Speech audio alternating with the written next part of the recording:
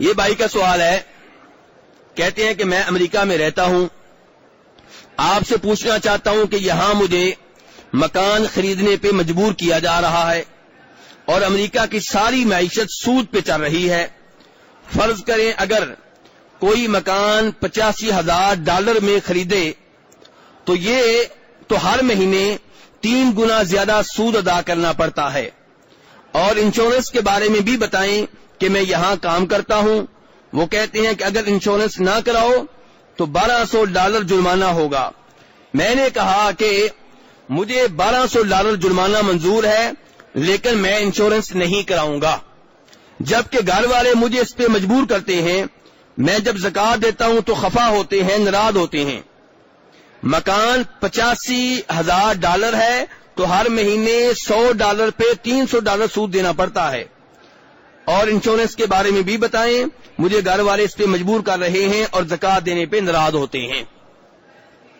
میرے بھائیو، اس سوال میں ہمارے لیے کئی سبق ہیں۔ جواب ملنے سے پہلے سوال میں کئی ہمارے لیے عبرتیں ہیں۔ پہلے نمبر پہ آج ہم لائنوں میں لگ جاتے ہیں، امریکہ کا ویزا مل جائے، برطانیہ کا ویزا مل جائے، کسی ملک کا مل جائے، کشتی میں لے جاؤ چاہے راستے میں ڈبو دو۔ زمینیں بیچنے کے لیے تیار ہیں، زیور بیچنے کے لیے تیار ہیں، اولاد کو بیچنے کے لیے تیار ہیں۔ کیوں جی؟ امریکہ جانا ہے، جنت مل رہی ہے وہاں پہ۔ کیا ہو گیا مسلمانوں کو؟ ارے عقل مندو، سمجھدار ہو، کیا ہو گیا تمہیں؟ وہاں کے لوگوں کا حال تو دیکھو، فیملیاں اجڑ رہی ہیں، طلاقیں کثرت سے ہو رہی ہیں، زنا کے بچوں کی کثرت ہے، بچے کو معلوم نہیں میرا باپ کون ہے، ماں کو معلوم نہیں میرے بچے کا باپ کون ہے، وہاں جانا چاہتی ہیں۔ اور پھر کس کو بھیج رہے ہیں؟ 16 سال کے لڑکے کو، 16 سال کی بیٹی کو پڑھنے کے لیے بھیج رہے ہیں۔ جوان لڑکی ہے، اسلام کی معلومات نہ ہونے کے برابر ہیں، ان ممالک میں بھیج رہے ہیں جن ممالک میں اس 16 سالہ لڑکی کا بوڑھا باپ پہنچ جائے تو وہ بھی گمراہ ہو جائے گا، وہاں پہ 16 سال کی لڑکی کو بھیج رہے ہیں۔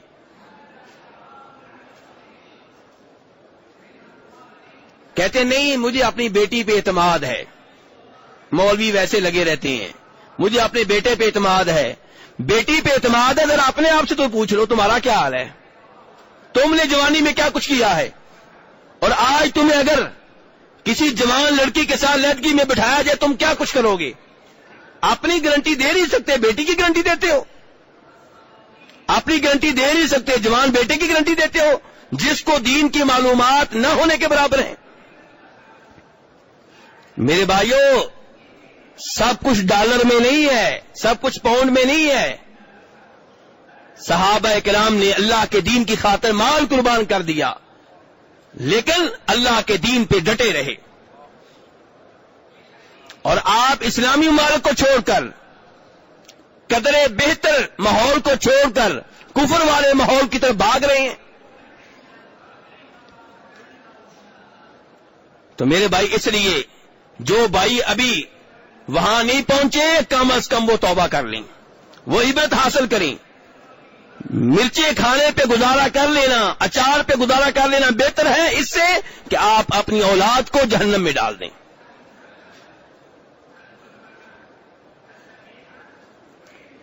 میرے بھائیوں، صرف فحاشی کا مسئلہ نہیں ہے، صرف بے حیائی کا مسئلہ نہیں ہے، یہ بھی بہت بڑا مسئلہ ہے، لیکن صرف اس کا مسئلہ نہیں ہے۔ وہاں تعلیم کے دوران آپ کی بچے کے ذہن میں کیا کچھ ڈالا جاتا ہے یہ آپ کو معلوم نہیں ہے۔ وہاں پہ وہ شکوک و شبہات ان کے ذہنوں میں ڈالے جاتے ہیں جو آپ کے ذہن میں ڈالے جائیں تو آپ بھی پریشان ہو جائیں گے۔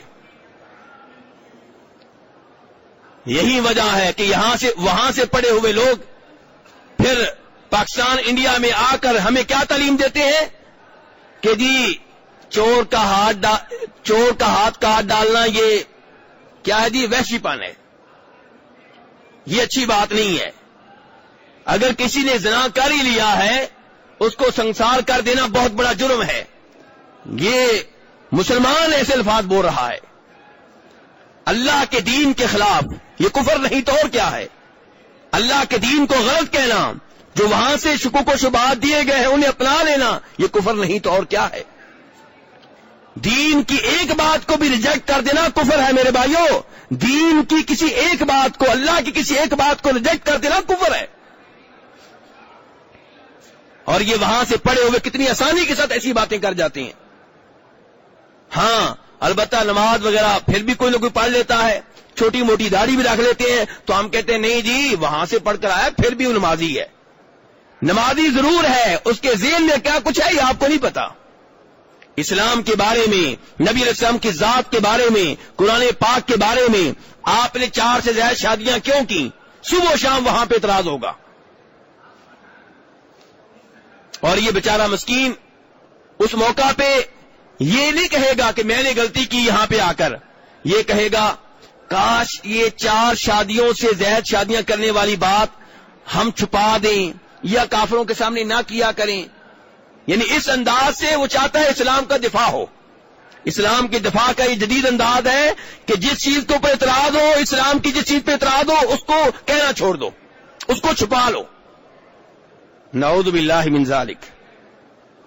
تو میرے بھائیوں اس لیے اسلامی ماحول کی طرف واپس چلے آئیں. میں یہ نہیں کہتا کہ پاکستان کا ماحول یا دیگر اسلامی ممالک کا ماحول جو ہے مکمل طور پہ دینی ہے, لیکن وہاں سے بہتر ہے, پھر بھی خیر ہے, پھر بھی خیر موجود ہے. اگر کوئی اپنی اولاد کو دین پہ چلانا چاہے تو اس کے لیے مشکلات نہیں ہے, لیکن وہاں پہ جو وہاں پہ رہ رہے ہیں ان سے ذرا پوچھیے.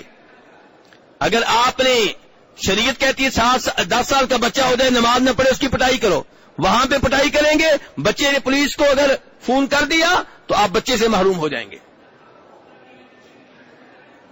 جو لوگ وہاں پہ رہتے ہیں وہ آپ سے شاید چھپاتے ہو, ہم سے نہیں چھپاتے, ہمارے سامنے آ کے رونا روتے ہیں, کیونکہ ان کو پتا ہے کہ میں ان کا رشتہ دار نہیں ہوں, ان کا کوئی راز جو ہے وہ نہیں نکلے گا. لیکن آپ سے ہو سکتا ہے وہ چھپائیں, آپ سے کہیں نہیں وہاں بھی ہیں کئی لوگ نماز پڑھنے والے. میرے بھائی دیکھا جاتا ہے عام طور پہ کیا ہو رہا ہے. کیا ایسا نہیں ہو رہا کہ مسلمان لڑکیاں سکھوں کے ساتھ بھاگ رہی ہیں, انگریزوں کے ساتھ بھاگ رہی ہیں, ہندوؤں کے ساتھ بھاگ رہی ہیں؟ آپ اپنی فیملی کو وہاں پہ لے کے جاتے ہیں, ہو سکتا ہے اپنی فیملی پہ کنٹرول کر لیں, لیکن آپ کا کوئی پوتا, آپ کا کوئی نواسا کافر بن گیا تو اس کے کافر ہونے کا ذمہ دار کون ہوگا؟ رب العالمین ہم سب کو ہدایت دے. تو بہرحال یہ بھائی کا سوال ہے. اس میں ایک سوال تو ہے مکان کے بارے میں کہ مجبور کیا جا رہا ہے کہ آپ مکان لیں لیکن مکان سود پہ ملے گا.